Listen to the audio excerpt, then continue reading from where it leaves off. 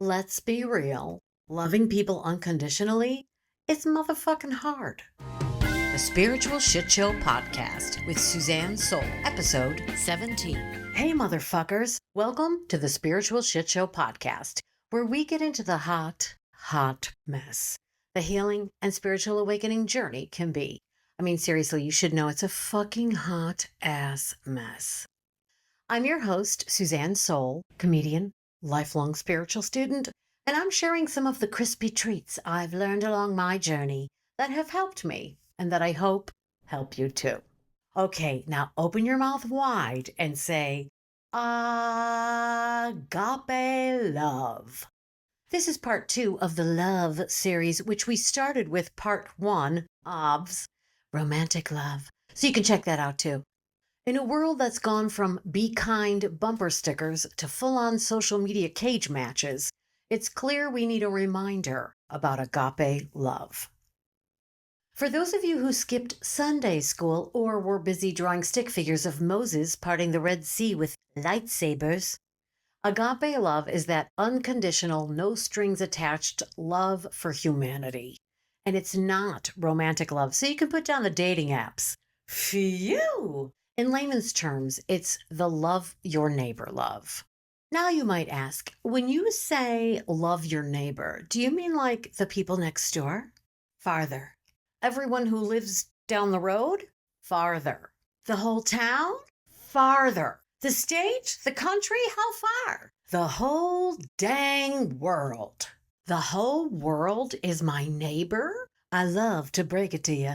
Holy fuck balls. I know. It's like, ugh. But it's also like, ah. And the best and worst part about agape love is it's unidirectional. What's unidirectional? Well, uni means one, so going in one direction, meaning you send it out and you may or may not get it back. So we can't get caught up in thinking about getting it back because the ideology behind agape love is that it isn't transactional love. So we can't even expect a thanks a latte for letting me merge onto this highway here. Or an I'll get you next time. I mean, it's nice when that happens, but the motivation of agape love is loving for love's sake. It's the love you give based on a way of being. So I'm thinking it may be something we got to learn to be, or maybe strive for. And it's probably a bit of a journey to get there, and it probably doesn't happen overnight. And I can tell you from hands on experience, it's really, really, really, really, really, really, really, really, really, really, really fucking hard. And sometimes very inconvenient. But it's also the glue that holds us all together, or at least it can be if we allow it. The word agape comes from the ancient Greeks and basically means unconditional love. Let's face it, the world is a bit of a shit show right now. Between domestic political brawls and international wars, on top of all the other shit we're doing to each other, it's clear a lot of us have forgotten how to give a damn about each other. Disclaimer, at the same time, there are many, many amazing, wonderful, loving, kind people in the world. I'll admit it. When I get caught in my own self-absorbed drama, what I'm not getting, what I should be getting, what I am getting, that I don't want to be getting, it's very easy to lose perspective on what's important, and it's very easy to project our frustration onto others and believe they are our problem. But I digress. At the Last Supper, Jesus said to his disciples, "A new commandment I give you, that you love one another as I have loved you." The idea is that this selfless, unconditional, divine love translates into us having this kind of love for each other that says, I care about you, even when you're being a complete pain in the ass. Because Jesus told me so. And it's like, yeah, people are going to piss you the fuck off. But apparently, even if you get into a murderous rage, you can still love them, which, when you think about it, will undoubtedly prevent you from doing actual murder. So, that shit is actually seriously fucking helpful because it keeps you out of jail. I often refer to a quote by mystic poet Kabir when I try to understand this kind of love during a difficult encounter with someone, which says, "Do what you do with another person, but never put them out of your heart." Tough stuff, babe. Real tough stuff. I mean, it's challenging even just in regular life when we have to deal with people who are acting kind of douchey.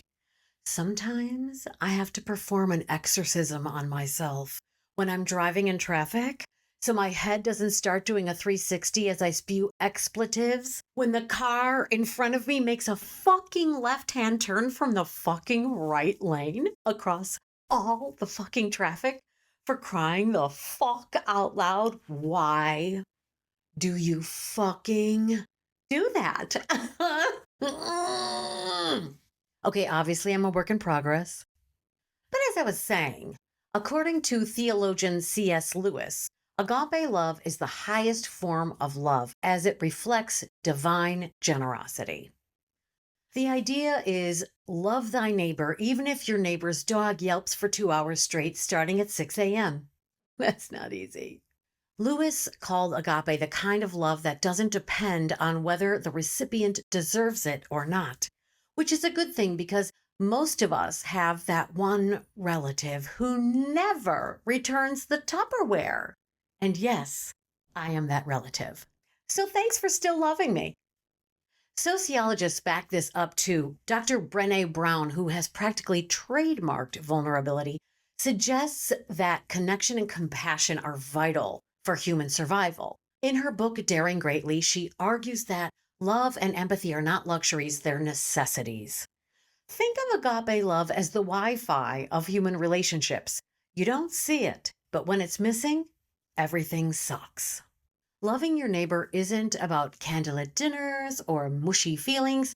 It's about rolling up your sleeves and doing the right thing, even when you'd rather not. It's the kind of love that makes you help your neighbor carry their groceries, even though they still haven't returned your fucking lawnmower. Come on, it's been a month. As the Bay Area Cognitive Behavioral Therapy Center puts it, agape love is the epitome of selfless, unconditional love with transformative power. Now you might be like, question. Does loving your neighbor mean you let people take advantage of you and mistreat you and you just take it? The short answer is no. Agape love isn't about being a doormat. It's about choosing to care when it might be hard. But healthy boundaries and self-care are still an important part of the equation. FYI. There's a difference between a situation that shows up during your day that you know you don't feel like doing, but you know it's the right thing to do, versus situations where it feels like someone's trying to guilt you into doing stuff against your will and self-care and well-being. I think the difference is that the situation that shows up during your day that you know you don't feel like doing, but you know is the right thing, feels like you're dragging your ass on it and being pulled forward to do it at the same time. And deep down, you know you got to do it. The situation where someone is guilting or manipulating you feels like you're being smothered and trapped. And you must use your discernment because we can love someone and still say no when we feel like they're trying to take advantage of us and their manipulation never ends. Show her what she's won, Bob. Why, she's won never-ending manipulation. Can I choose curtain number 3?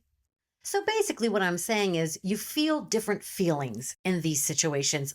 That's how you know the difference. And practice. Practice makes perfect. Well, not really perfect, but you might get better at it. From a spiritual perspective, agape love reminds us that we're all connected. Reverend Dr. Martin Luther King Jr. said it best when he said, "We are caught in an inescapable network of mutuality, tied in a single garment of destiny." Wow, is that beautiful or what? So in other words, the idea is that my well-being is tied to yours. If I ignore your struggles, I'm ultimately ignoring my own. So, if we were to look at the verse, do unto others as you would have them do unto you, from this perspective of being all part of the same fabric of life, I could even go in as far to say, what we do to others, we do to ourselves simultaneously. And then we have to ask, well, which came first, the chicken or the egg?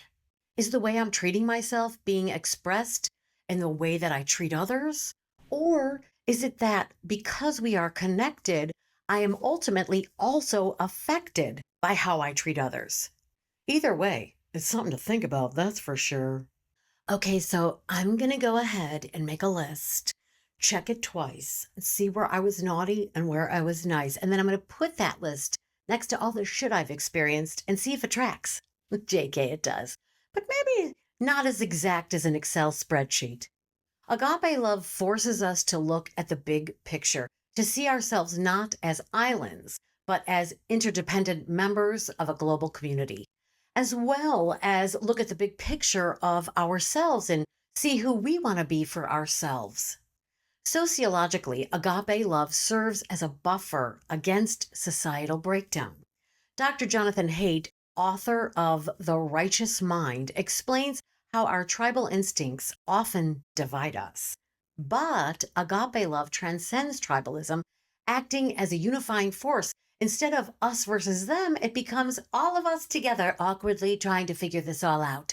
Look around. We're more divided than a pizza at a Teenage Mutant Ninja Turtle party.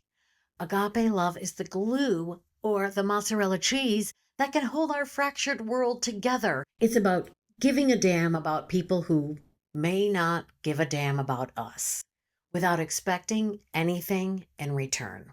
Lakeisha Fleming wrote in an article on verywellmind.com, agape love is unconditional, never dependent on reciprocity, and given freely in the most challenging times. I mean, no probs, right? Let's be real. Loving people unconditionally is motherfucking hard.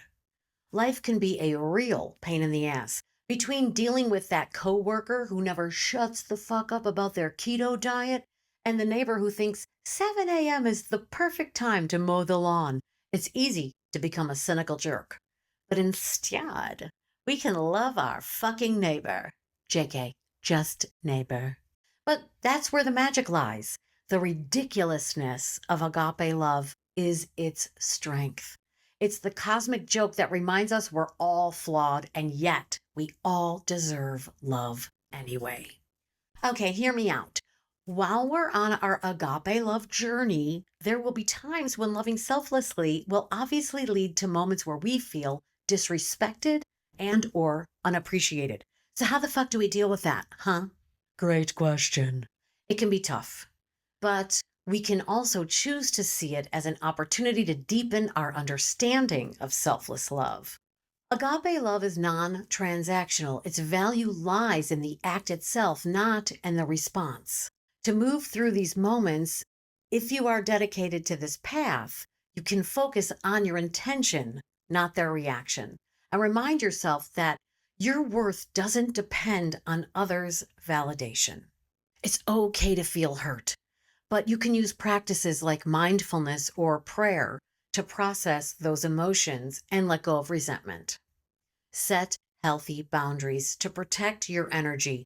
Love doesn't mean tolerating mistreatment, and navigating this will be a learning experience as well. And keep in mind, some people may not have the capacity to appreciate your kindness, but your love still contributes to a greater good, even if it's not immediately visible. As spiritual teacher Dr. Michael Beckwith says, you're not here to get love, you're here to be love. Each time we choose love over frustration, we grow stronger, more resilient, and aligned with our higher self. And real talk, in my experience, when I accept people's responses to me and choose to love them anyway, I can feel it grow me. Yes, if I feel someone is consciously or unconsciously mistreating me, I might need to step away for a minute or longer, depending. But it doesn't mean they are out of my heart because I accept the situation as it is. I allow myself to process my feelings and let the experience grow me, and it does. In the Jewish tradition, the Talmud recounts how Hillel the elder summarized the essence of the Torah in one sentence. What is hateful to you, do not do to your fellow. This is the whole Torah. The rest is explanation. Go and learn. The Bhagavad Gita teaches the importance of seeing the divine in all beings. He who sees me everywhere and sees everything in me, I am not lost to him, nor is he lost to me. Then there's the parable of the Good Samaritan. On one occasion, an expert in the law stood up to test Jesus. Teacher, he asked, what must I do to inherit eternal life? Jesus replied, what is written in the law? How do you read it? The man answered, love the Lord your God with all your heart and with all your soul and with all your strength and with all your mind, and love your neighbor as yourself. You have answered correctly, Jesus replied. Do this, and you will live. But the man wanted to justify himself, so he asked Jesus, and who is my neighbor? Jesus said, a man was going down from Jerusalem to Jericho when he was attacked by robbers. They stripped him of his clothes, beat him, and went away, leaving him half dead. A priest happened to be going down the same road, and when he saw the man, he passed by on the other side. So too a Levite, when he came to the place and saw him, passed by on the other side. But a Samaritan, as he traveled, came where the man was, and when he saw him, he took pity on him. He went to him and bandaged his wounds, pouring on oil and wine. Then he put the man on his own donkey, brought him to an inn, and took care of him. The next day he took out 2 denarii and gave them to the innkeeper. Look after him, he said, and when I return, I will reimburse you for any extra expense you may have. Which of these 3 do you think was a neighbor to the man who fell into the hands of robbers? The expert in the law replied, the one who had mercy on him. Jesus told him, go and do likewise.